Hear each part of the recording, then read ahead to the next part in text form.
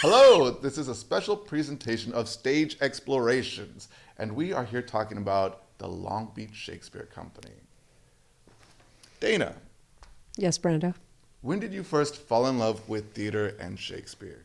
Well, I've always been in love with theater. Theater I started doing when I was 5. But Shakespeare came into my life in high school. And he's been in my life ever since. He's such a good guy. The best. So what is that, a total of maybe 8 years for you? Yeah, it's been really a long time. Oh, wow. But how about for you? When did Shakespeare come into your life? Shakespeare also came into my life in high school. He has a way with the young ones, doesn't he? We do have that in common. How about theater? When did you get involved with theater? I got involved in theater when Helen of the Long Beach Shakespeare Company, the first ever artistic director, came in and helped my high school, Cabrillo High School, west side of Long Beach, which had no theater program at the time, and Helen came in and helped them start the very first theater program. It was just a drama club in the beginning, and so she didn't start us off with improv, she didn't start us off with theater games, she just brought in Romeo and Juliet, gave everyone a part, and we just jumped right in, and everyone fell in love. That makes sense. It was a love story. Oh, that's true. Yeah. Oh, it's my turn. Okay. Who is Helen Borders, and how did she shape the theater company? Well, I've known Helen not as long as you have, but Helen was the first artistic director who brought this theater company into an actual space. And I met her when I had her come do a workshop with a bunch of Cub Scouts, believe it or not. And one of them is actually our stage manager now. Zachary. And he was Shout out to Zachary. Yeah, and he was in 3rd grade at the time. Oh. So she came out and started working with these little Cub Scouts, and I started bringing kids to come see the shows here, and got to know Helen and her mission here and believed in it. And when she needed help, I was here for her. But she has made this a staple of this community. That is Helen. She has made this place the magical place that it is. Absolutely. Who is Helen to you, and how did you get to meet her? Well, Helen was like a second mom to me. She really was. She not only introduced me to Shakespeare, but I would actually go with Helen. She was also a radio DJ for a jazz station, and I would go with her to all these jazz events. We would talk about Shakespeare mostly on the way there and on the way back, but then she would introduce me to all these hip jazz musicians, and then we would also, after all that, we would go back to her house and watch some really cool, obscure, weird movie. Like what? Give me one. Like Andy Warhol's Dracula, which she got a hold of and hadn't seen, and I was a high schooler.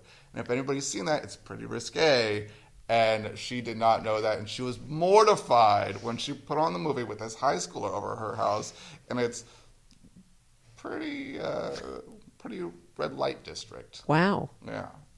Well, Helen has always been the teacher, and she always has the best stories. Yes. So after every rehearsal, did you always have a story with Helen? Yes. And every rehearsal, Helen would impart something new, but really the best part of rehearsal was hearing her tell stories, because she would tell us about this famous person, or about when she met Rosemary Clooney in her all-white palace, or when she met so-and-so at some event, and She knew everybody. she knew everyone. And she always had great stories to tell. Absolutely. And always stories that were informative, I thought. She Yeah. always had a lot of information to give. Do you have a story? It sounds like you have a story. Well, my story is Helen and the stars. Did you know how much she liked the stars? Oh, tell me more. Okay, so she would always walk out the back door. She'd look up, because it was always late, look up, look at the stars, and she would tell you about the constellations and the stories of the stars. Oh, very cool. And that was her favorite thing. She loved it when we had a clear night. And she would stand out there after a long rehearsal and just talk about the stars. I learned a lot from her. Yeah. But she loved a clear night, but she loved a rainy day. Did she? Yeah. I didn't know about the rain. No, she loved the rain. It was her favorite part of living in England. Oh, yeah. England would have a lot of rain. Yeah, it does. S- Next question. I think it's my turn. Um, when did you feel you just had to be a part of the Long Beach Shakespeare Company? When Helen asked me to help her save the theater. So there was a performance here. You weren't here at the time, and they didn't even have enough money to buy the programs. And I had one of my students was in the show. It was his very first show, and they thought they were going to have to close the theater before the show even finished its run. And it was the end of the school year, and I said, let me come in, let me see what I can do, let me call some people, let's see if we can keep your doors open. And I said, I got 3 months I can give you of my summer. And that's been 7 years. I'm still here. The longest 3 months of your life. Yes. So what got you involved that you had to be here at the theater?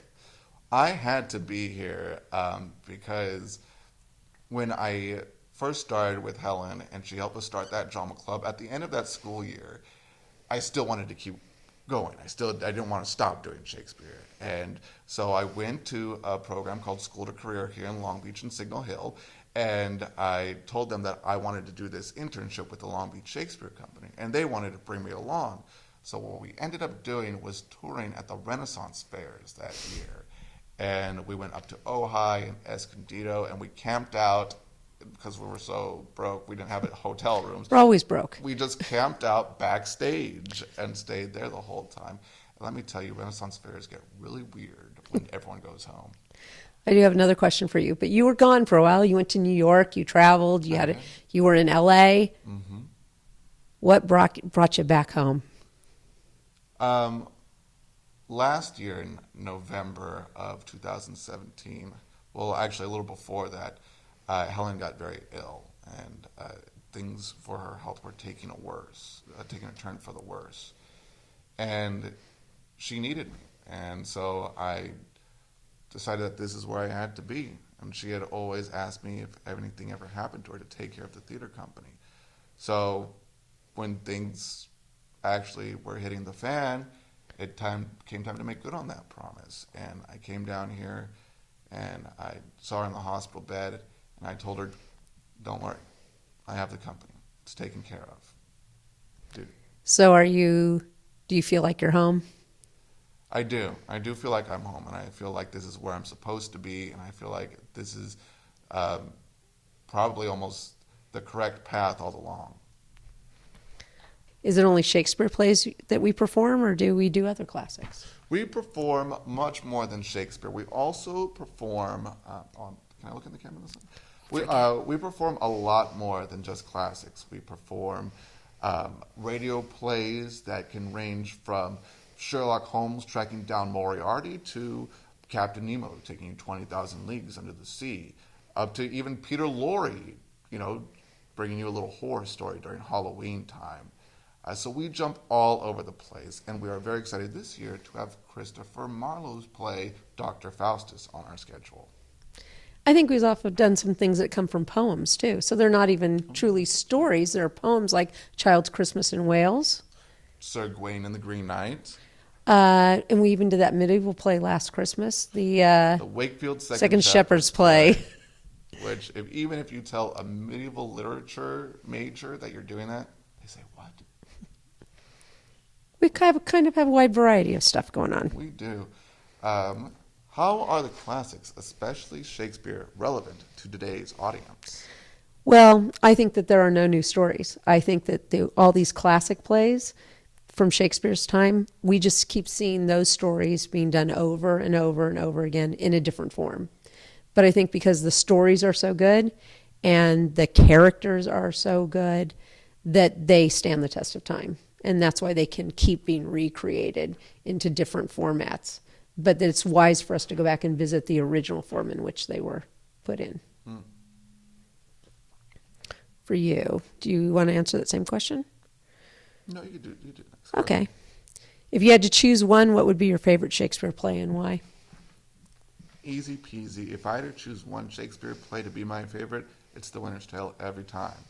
You get a little bit of everything. You get deep family tragedies. You get husband and wife conflict. You get magical resurrections. And you get the best stage direction of all time exit pursued by a bear. And we're all going to picture that differently. And it could be chilling or it could be funny. And that play just lends it open to what you want it to be. And it has a magic all of its own that you don't see in any other Shakespeare play. How about you, Dana? Do you have a favorite Shakespeare play? I do. It is Taming of the Shrew. So Taming of the Shrew I love because, first of all, it's a comedy. It's very funny. It has lots of fun moments in it. I love the fact that Catherine kind of gets her way in the end, and it's a little bit of a women's lib tale, I think. And that the men think they're running the women, but in the end, not so much. But it's also a love story. They fall in love. So I like it. It's comedy, it's love, and Richard Burton and Elizabeth Taylor in the movie pretty much sold me on Shakespeare. Yeah, that'll do that. Okay. If you had to choose one, what would be one of your favorite non-Shakespeare classics and why? My favorite that we've done here is A Child's Christmas in Wales because it was magical. Helen wanted magic, and we had snow and snowball fights and kids sliding down a snowy hill on a tea tray and a fire hose that shot out blue confetti and sparkles. It was just a magical show. It was the best Christmas show. It was so fun, and it was just everything in a perfect little package for me. Beautiful. How about you? What was your favorite non-Shakespeare play? My favorite non-Shakespeare play, one of them is Cyrano de Bergerac, because we can all relate to those characters. We all get to be Cyrano and love someone from a distance and try to reach out to them any way we can. And we all get to be Christiane, who, we love this person and we're constantly afraid maybe they don't love me for who I really am. And we all get to be Roxanne, who get all the adoration and love, but just get so confused by it all. And I just think that play has so much magic and is the perfect expression for love at different stages in our lives. What does the upcoming 2019 theater season look like? The upcoming 2019 theater season for the Long Beach Shakespeare Company is a year of villains.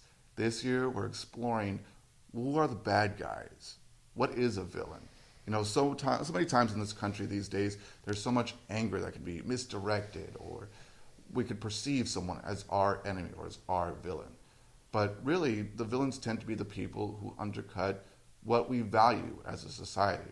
Not necessarily what may be legal, but what do we value as a society? Whether it's Iago's racism, or it's Dr. Faustus' ambition, or if it's Titus Andronicus' quest for revenge. These are the parts of us that are the worst of us. And sometimes it's good to recognize that on stage so we could try to bring out the better part of our own selves. I'm actually looking forward to some of the radio shows we have in 2019. Such as? Well, 20,000 Leagues Under the Sea. I think there's some really great stuff in there. That's one of my favorite movies when I was a kid and one of my favorite books growing up. And then The Legend of Sleepy Hollow. There's nothing like a headless horseman at Halloween. Absolutely. And those are some great villains, too. Is Captain Nemo a villain? Sometimes an anti-hero is just as powerful as a villain. I think he was a little misunderstood. We'll just have to see. Okay, Dana, what are the ASL Literature Slams? And do we use it in other productions as well? Well, American Sign Language is something that we have been using in our radio shows for several years now. We love having the opportunity to serve the deaf community by having our ASL translators here so that they can share in our radio shows. But the ASL Literature Slam Nights, that's for the time that our deaf community and ASL performers have a chance to actually get out, perform poetry, song lyrics, and stories, and even some comedy. It's a really great night, and performing ASL is a very different type of thing than what you would see sign language on the news. So it's an exciting time, and we're glad that we can have that part of our community come and participate here with us at the theater. Absolutely. So on the old-time radio programs, why do you think that those are a fan favorite? Why do you think we have an audience base for that? Our old-time radio shows are a fan favorite here in Long Beach and Signal Hill because it gives the audience a chance to get into a time machine and go back in time to a recording studio of the 1930s or 40s when radio was the way we heard stories. And they get to sit here and not worry about lights or set or costumes, but close their eyes and imagine themselves in Captain Nemo's ship, or imagine themselves tracing down Moriarty with Sherlock. It gives us a chance to really explore the stories without getting too bogged down with the theatrics. The other thing I think they like is I think they like watching the sound effects being done live right there in front of them. I mean, who thought coconuts would be the horses, or some of the other things like running through leaves in the jungle is a grass skirt going back and forth in front of the mic. I think those are some pretty great things to see and are kind of interesting. And if you've never seen wind, the sound of wind being made on stage, check it out just for that. Why must the Long Beach and Signal Hill community come to see Long Beach Shakespeare Company productions? They must come see us because we're fabulous. We do great things in a small space. We're friendly. We're family here. Our actors, our volunteers, and our patrons, we're all family. And we want you to feel that warm family feeling you get and see great theater at the same time with all the bells, the whistles, the costumes, the lights, and the magic that is part of theater. And to see stories being told in a way that maybe you won't see them because we do them in a classic form. So we want everybody to come see our shows and participate and have this gift that we have that we want to give. We want them to receive this gift of theater that we have. Absolutely. From the Long Beach Shakespeare Company team and Stage Explorations, thank you for watching, and we'll see you at the theater.